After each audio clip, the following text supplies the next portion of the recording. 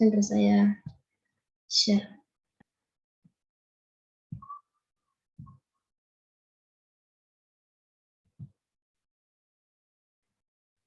Bismillahirrahmanirrahim. Alhamdulillahi Rabbil Alamin. Assalatu wassalamu ala ashrafil anbiya'i wal mursalin wa ala alihi ashabihi tayyibin at-tahirin. Allahumma la sahla illa ma ja'altahu sahla wa anta ya hayyu ya qayyum taj'alul hasna idza syi'ta sahla. Rabbi yassir wa la tu'assir, Rabbi tammim bil khair wa la hawla wa la quwwata illa billah.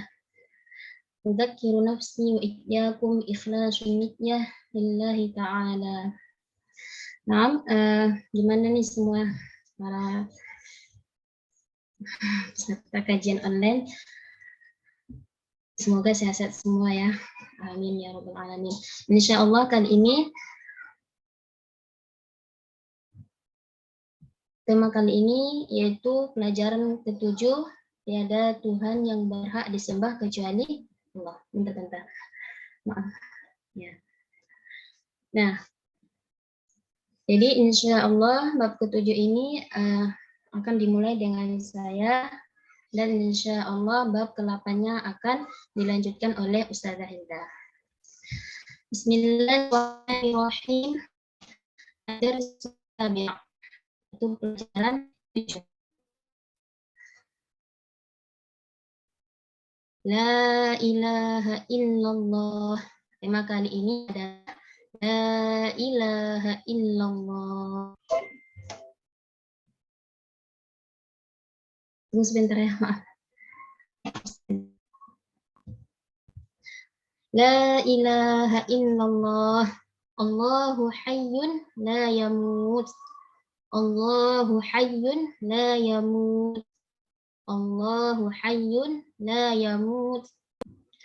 Atau boleh baca dengan Allahu hayyun la yamut. Allahu qadirun ala kulli syai'. Allahu qadirun ala kulli syai'. Allahu qadirun ala kulli syai'. Allahu maliku kulli syai'. Allahu maliku kulli syai'. Allahu alimun bikulli syai'. Allahu alimun bikulli syai'. Allahu la yakhfa alaihi syai'. Allahu la yakhfa alaihi syai'. Nah, bab ke-7 ini judulnya tiada Tuhan yang berhak disembah kecuali Allah, yaitu la ilaha illallah. Jadi pemaknaan, kita ajarkan pemaknaan yang sesuai. La ilaha illallah adalah dengan tiada Tuhan yang berhak disembah kecuali Allah. Jadi ada kata-kata yang berhak disembah. Nah, jadi mengartikannya jangan tiada Tuhan selain Allah. Kita sudah tahu dan kita ajarkan kepada anak didik kita pemaknaan yang sesuai. Tiada Tuhan yang berhak disembah kecuali Allah. Nah, kenapa seperti itu? Nah, itu karena sesuai dengan ahli bahasa mengatakan makna al-ilah yaitu al-ma'budu bihaqqin. Arti al-ilah adalah al-ma'budu bihaqqin, Tuhan yang berhak disembah. Nah, yang secara faktanya bahwa Allah Subhanahu wa taala satu-satunya yang berhak disembah dan tidak ada sesuatu pun selainnya yang berhak untuk disembah. Jadi orang-orang yang mereka menyembah selain Allah, mereka yang menyembah bintang, mereka yang menyembah pepohonan, menyembah gunung, menyembah berhala dan yang lainnya. Nah, mereka sebutkan sesuatu yang mereka sembah itu yang tidak berhak untuk disembah dengan sebutan Tuhan.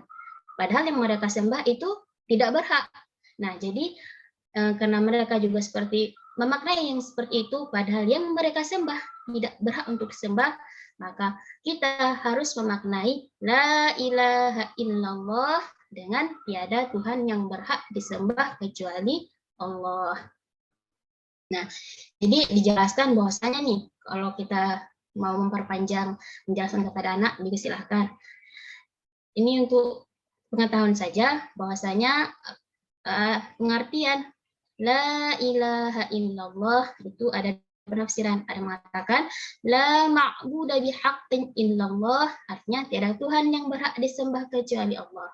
Yang kedua, Imam Abul Hasan Al-Asy'ari, kalau saya tidak salah ya, itu beliau menafsirkan bahwasanya makna la ilaha illallah dengan la khaliqa illallah, artinya tiada pencipta, ya, tiada pencipta yang menjadikan dari tiada menjadi ada kecuali Allah. Nah, jelas ya dari tema pelajaran 7 kali ini bahwasanya tiada Tuhan yang berhak disembah kecuali Allah. Nah, Allah Subhanahu wa taala hidup tidak pernah mati. Nah, jadi yang kata-kata yang pendek ini itu memberikan pemahaman bahwasanya Allah Subhanahu wa taala memiliki sifat hidup. Nah, Allah Subhanahu wa taala memiliki sifat hidup. Nah, kemudian dijelaskan juga nih bahwasanya Allah Subhanahu wa taala tidak pernah mati. Nah, di sini itu dijelaskan bahwasanya Allah Subhanahu wa taala bersifat dengan al-baqa, yaitu bahwasanya Allah Subhanahu wa taala kekal. Nah, Allah Subhanahu wa taala hidup Allah Subhanahu wa taala hidup dan tidak butuh kepada ruh, kepada jasad, kepada al-shab atau otot-otot atau tulang sum dan yang lainnya. Nah, sedangkan kita butuh kepada alat-alat agar kita bisa hidup. Kita butuh kepada ruh. Sedangkan Allah Subhanahu wa taala hidup tanpa disifati yang demikian. Nah, Allah Subhanahu wa taala tadi dijelaskan bahwasanya Allah hidup tidak pernah mati. Allah Subhanahu wa taala disifati dengan sifat al-baqa, artinya Allah kekal. Allah Subhanahu wa taala tidak akan punah, tidak akan mati, tidak akan hancur. Nah, Allah Subhanahu wa taala tidak akan berubah. Nah, itu kalau definisi bahwasanya Allah itu maha kekal. Nah, jadi dari kata-kata dari kalau misalnya kita ingin menjelaskan kepada orang dari sifat al-baqa ini bisa kita sampaikan akidah bahwasanya Allah ada tempat-tempat. Yaitu dari definisi al-baqa tadi bahwasanya Allah Subhanahu wa taala tidak berubah. Nah, bagaimana caranya kau bisa dari situ? Nah, kita ketahui bahwasanya Allah Subhanahu wa taala azali, ada tanpa permulaan. Sebelum Allah Subhanahu wa taala menciptakan segala sesuatu, Allah sudah ada dan tidak ada yang menjadikannya ada. Artinya Allah ada. Nah, dan Allah Subhanahu wa taala tidak bertempat. Setelah Allah Subhanahu wa taala menciptakan tempat, Allah tetap ada tanpa tempat. Sebelum Allah menciptakan tempat, Allah ada tanpa tempat. Nah, begitu juga setelah Allah menciptakan tempat, Allah ada tanpa tempat. Dan Allah Subhanahu wa taala tidak berubah. Kemudian jelas ya kalau penjelasan bahwasanya Allah hidup tidak pernah mati. Allah Maha Kuasa atas segala sesuatu. Allahu qadirun ala kulli syai'. Segala sesuatu itu terjadi dengan kuasanya Allah Subhanahu wa taala. Nah, maha kuasanya Allah Subhanahu wa taala itu berkaitan dengan hal-hal yang al-mumkinat saja. Itu hal-hal yang boleh diterima oleh akal, keberadaan dan ketiadaannya. Secara akal, sesuatu itu boleh ada dan juga boleh tidak ada. Nah, kemudian wazifatu qudratillah, yaitu tugas daripada maha kuasanya Allah Subhanahu wa taala adalah al-ijad wal i'dam. Al-ijad artinya adalah mengadakan dan juga al-i'dam artinya meniadakan. Jadi maha kuasanya Allah Subhanahu wa taala itu tugasnya atau wazifahnya yaitu al-ijad wal i'dam. Dan itu hanya berkaitan dengan hal al-mumkinat saja. Nah, jadi ada itu dijelaskan bahwasanya hukum akal ada 3. Jadi ada yang al-wajibul aqli, al-mustahilul aqli, ada juga dengan al-mumkinul aqli. Nah, kalau al-wajibul aqli yaitu ma la yatasawwaru fil aqli adamuhu. Jadi akal itu tidak menerima kalau sesuatu itu tidak ada. Artinya sesuatu itu harus ada. Nah, jadi yaitu apa? Yaitu Allah dan sifat-sifatnya. Allah Subhanahu wa taala dan sifat-sifatnya harus ada. Nah, jadi kita katakan tadi bahwasanya wazifatul qudratillah yaitu al-ijad wal i'dam, maka hanya berkaitan dengan al-mumkinat saja. Nah, sesuatu yang sudah pasti ada, maka tidak perlu pada al-ijad lagi. Arti al-ijad tadi itu mengadakan. Allah SWT ada dan tidak perlu untuk mengadakannya lagi. Al-wajibat la yaqbalul ijad. Nah, itu apa ya? Agak ya nggak apa kita jelaskan lagi. Kemudian tadi ada yang namanya al-mustahilul aqli. Nah, al-mustahilul aqli itu ma la yutasawwaru fil aqli wujudu. Akal tidak menerima kalau sesuatu itu ada. Nah, itu seperti adanya sifat Allah Subhanahu wa taala. Akal tidak menerima kalau sesuatu itu ada. Nah, dan itu mustahil. Karena itu, nah, tidak boleh mengatakan apakah Allah mampu menciptakan serupa atau menciptakan Tuhan. Nah, tidak boleh katakan dijawab tidak dan juga tidak boleh dijawab iya. Nah, akan ada penjelasannya nanti kalau kita belajar sama ustaz-ustaznya. Nah, penting kita ketahui bahwasanya Allah Maha Kuasa atas segala sesuatu. Dan ini hanya berkaitan dengan hal yang al-mumkinat saja. Kemudian Allah adalah pemilik segala sesuatu. Nah, pelajaran sebelumnya, tema sebelumnya dijelaskan bahwasanya Allah Subhanahu wa taala adalah pencipta segala sesuatu. Nah, dan Allah Subhanahu wa taala tidak butuh kepada apa yang Ia ciptakan. Dan Allah Subhanahu wa taala tidak serupa dengan apa yang Ia ciptakan. Dan di sini karena Allah Subhanahu wa taala adalah pemilik segala sesuatu, karena itu Allah Subhanahu wa taala tidak ada yang memerintahkannya dan juga tidak ada yang melarangnya. Tapi Allah Subhanahu wa taala, karena Allah Subhanahu wa taala pemilik segala sesuatu, ialah yang mempunyai larangan dan juga mempunyai perintah. Nah, kita adalah milik Allah Subhanahu wa taala.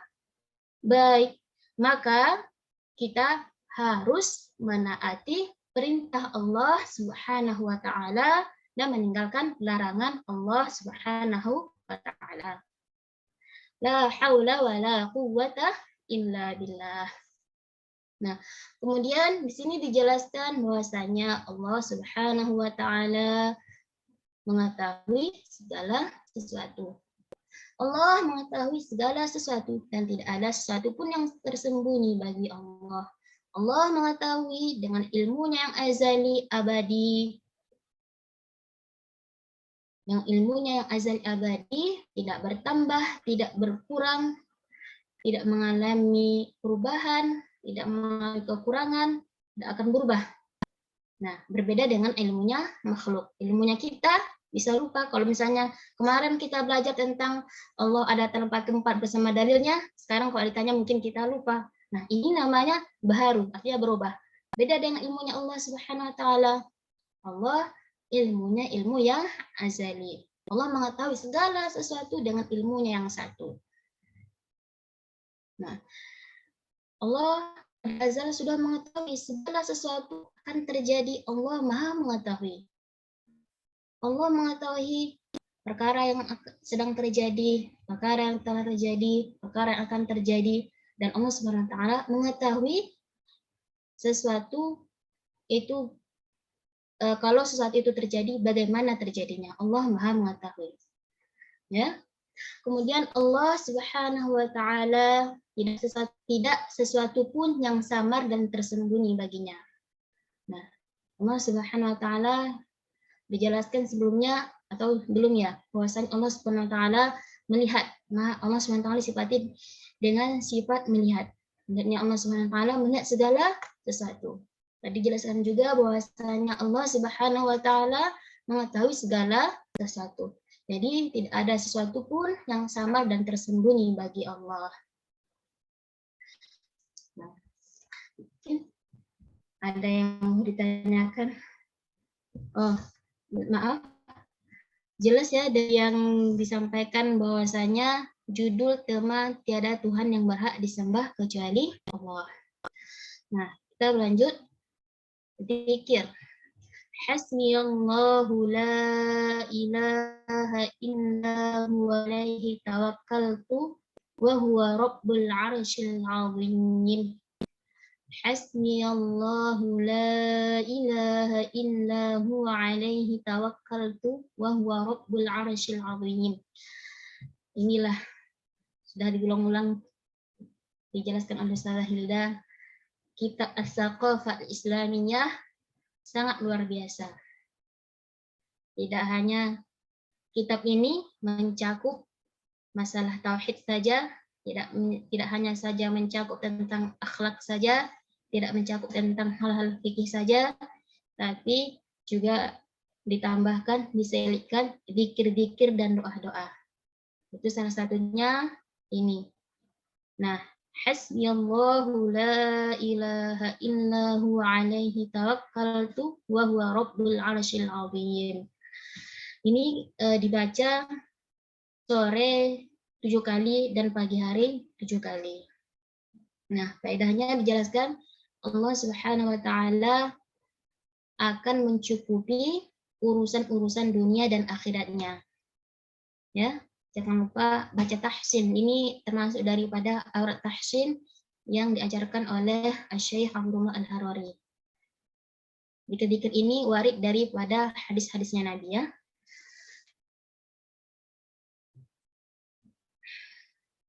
Nah,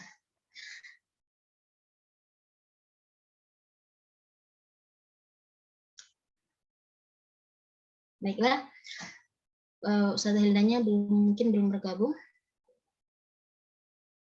Jadi tema ke-8, insya Allah tetap saya lanjutkan. Allahu laysa jisman. Allahu laysa jisman. Allahu yara bila hadaqatin. Allahu yara bila hadaqatin. Allahu yara bila hadaqatin. Atau bisa dibaca Allahu yara bila hadaqah. Allah yasma'u bila udhun. Atau bisa juga dibaca Allah yasma'u bila udhunin. Nah, orang Arab itu biasanya suka mensukunkan yang akhir. Jadi bacanya Allah yasma'u bila udhun. Allah yatakallamu bila lisanin wala syafatayn. Allah yatakallamu bila lisanin wala syafatayn. Allah laysa lahu a'dha'un wala jawarih. Allah laysa lahu a'dha'un wala jawarih. Allahu alimun bila muallimin.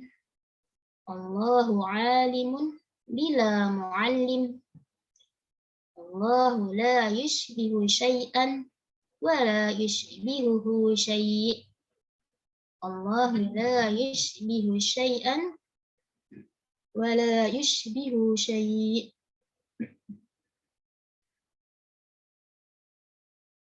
Wa la yushbihuhu syai'. Tema pelajaran ke-8, Allah bukan benda. Allah Subhanahu wa taala adalah Al-Ahad, alladzi la yaqbalu al-inqisam wa tajazzud. Allah Subhanahu wa taala adalah Ahad yang tidak menerima pembagian dan juga dibagi-bagi. Allah Subhanahu wa taala tidak bisa dibagi-bagi. Artinya Allah Subhanahu wa taala Maha Esa. Allah Subhanahu wa taala Esa bukan dari segi bilangan. Tapi Allah Subhanahu wa taala Esa. Allah Subhanahu wa taala Maha Esa bukan dari segi bilangan. Allah Maha Esa, bahwasanya Allah Subhanahu wa taala tidak ada sekutu baginya.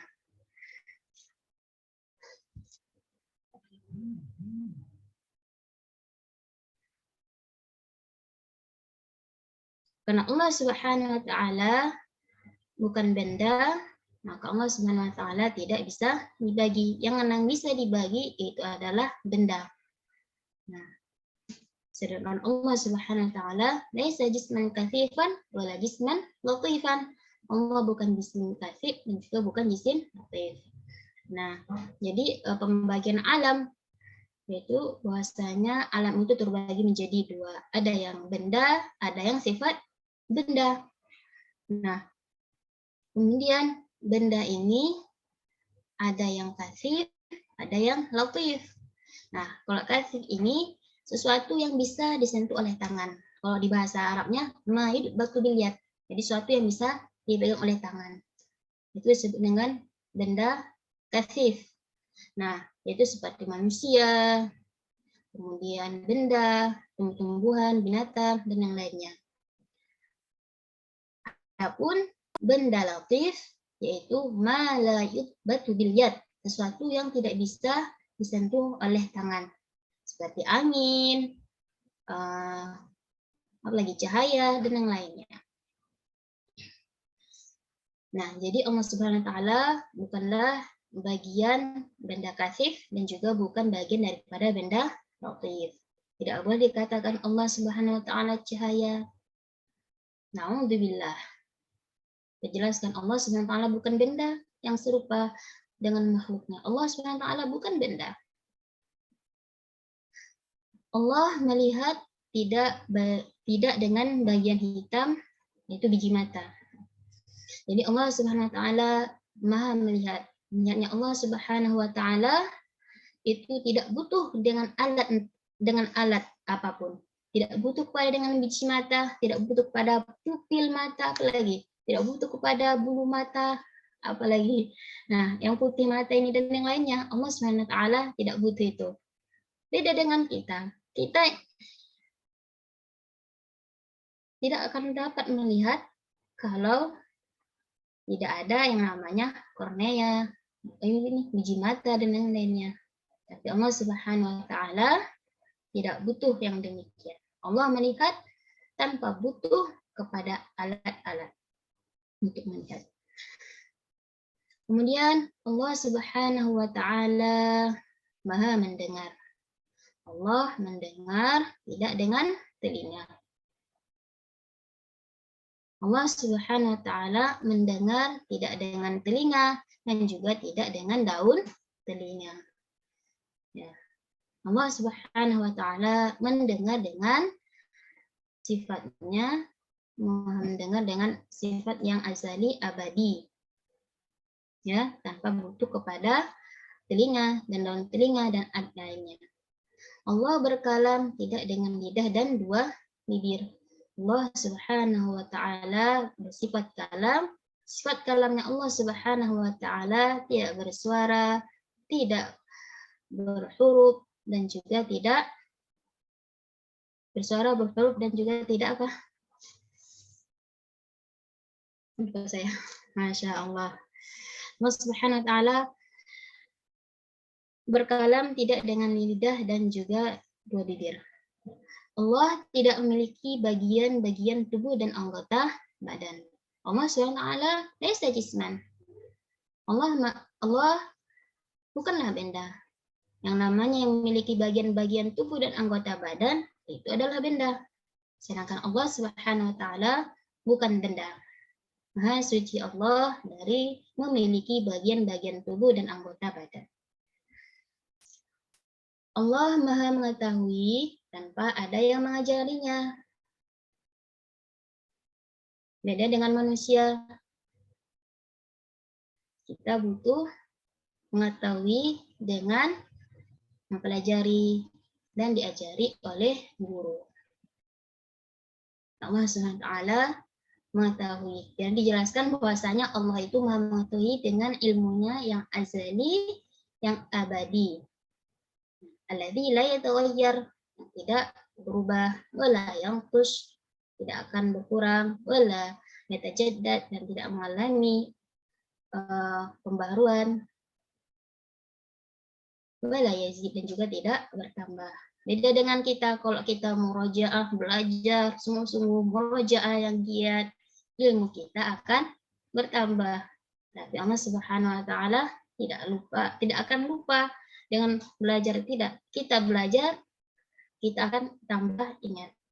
Kalau kita tidak belajar, kita akan lupa. Tapi Allah Subhanahu wa taala mengetahui tanpa ada yang mengajarinya. Allah tidak menyerupai sesuatu pun dan tiada sesuatu pun yang menyerupainya. Nah, Allah la yusbihu syai'an min makhluqatihi. Allah Subhanahu wa taala tidak serupa dengan satu apapun dari makhluknya. Allah Subhanahu wa taala berfirman, "Laisa kamitslihi syai'."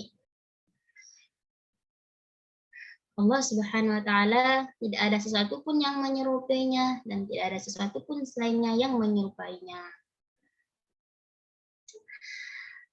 Hafalan. Nah, jadi kita bisa mengajarkan kepada anak didik kita ini zikir itu dihafalkan. Subhanallah wa bihamdihi la quwwata illa billah. Subhanallah wa bihamdihi la quwwata illa billah. Subhanallah wa bihamdihi la quwwata illa billah.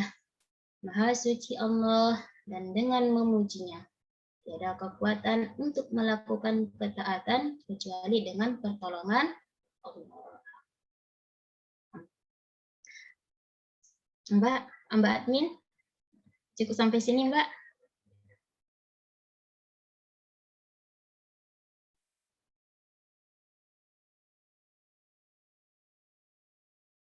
Mungkin teman-teman ada yang mau bertanya atau penjelasannya terlalu cepat, ya boleh saya ulang.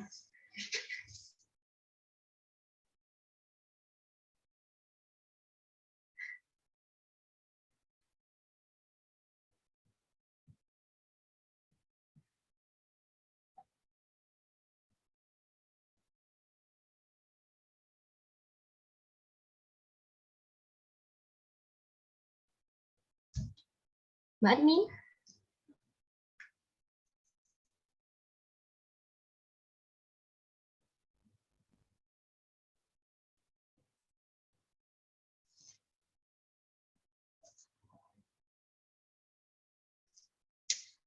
Nah, jadi tadi dijelaskan bahwasanya Allah Subhanahu wa taala tidak serupa dengan semua makhluknya.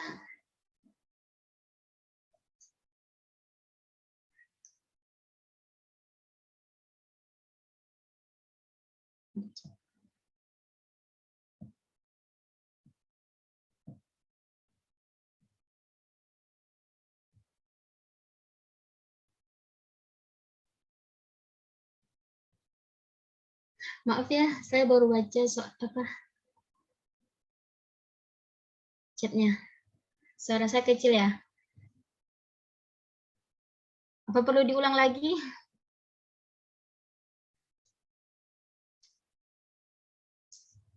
Ini Bunda Yuni. Maaf Mbak, ini saya baru baca chatnya.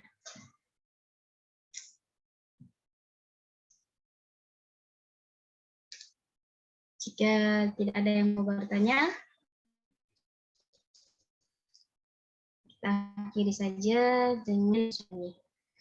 La ilaha illallah, la ilaha illallah. Allahumma shalli ala sayyidina Muhammad wa ala alihi wa sahbihi wasallim. Rabbi ighfirli wa liwalidayya wa lil mu'minin wal mu'minat. Alhamdulillahi rabbil alamin. Assalamualaikum warahmatullahi wabarakatuh.